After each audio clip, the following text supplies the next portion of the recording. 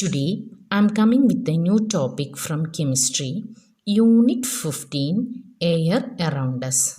Children, we know that all living things require air, right? Okay, but have you ever seen air? You might not have seen air, but surely you must have felt its presence in so many ways. You notice it when the leaves of the tree rustle or the clothes hanging on a clothes line sway. Pages of an open book begin fluttering when the fan is switched on, etc. Is air present everywhere around us?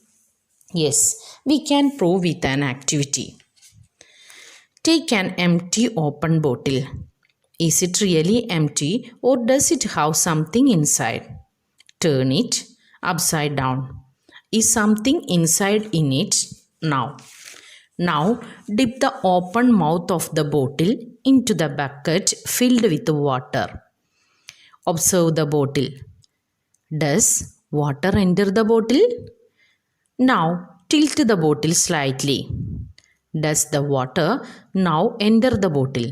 Do you see bubbles coming out of the bottle or hear any bubbly sound? Can you now guess what was in the bottle? Yes, you are right. It is air that was present in the bottle.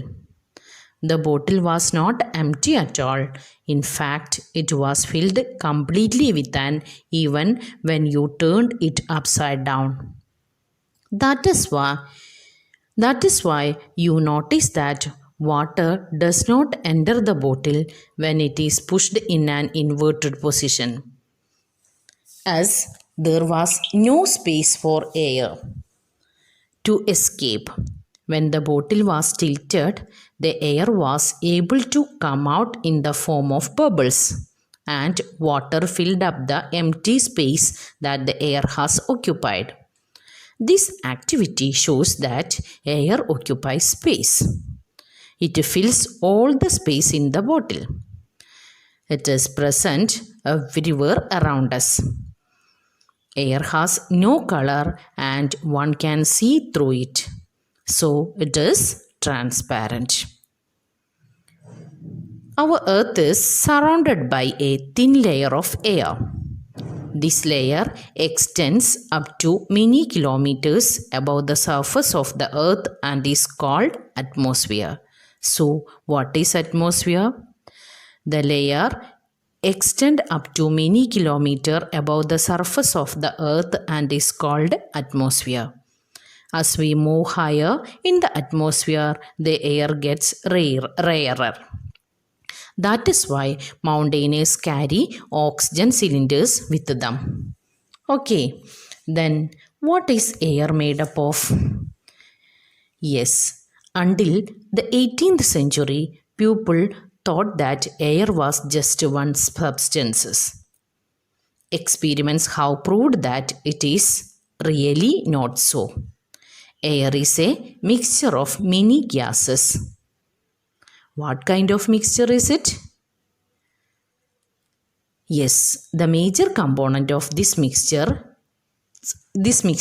are water vapor, oxygen, nitrogen, carbon dioxide, dust and smoke. Okay, then how does oxygen become available to animals and plants living in water and soil? Yes, we can prove with an activity. Take some water in a glass or metal container.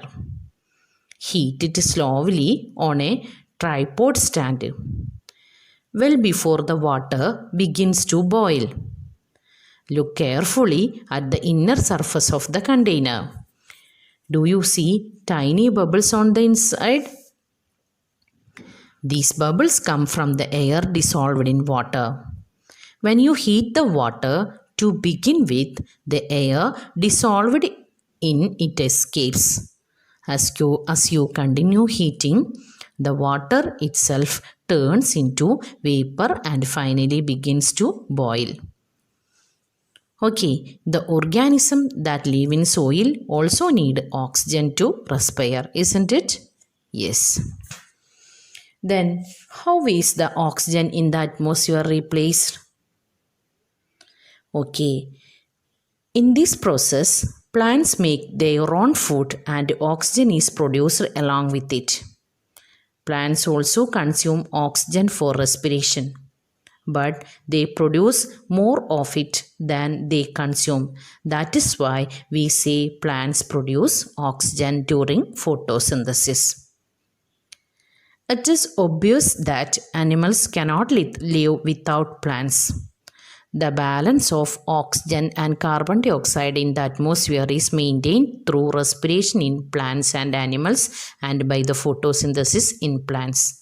This shows the interdependence of plants and animals. Okay, but this way oxygen in the atmosphere replaced. Okay, thank you. Namaskar.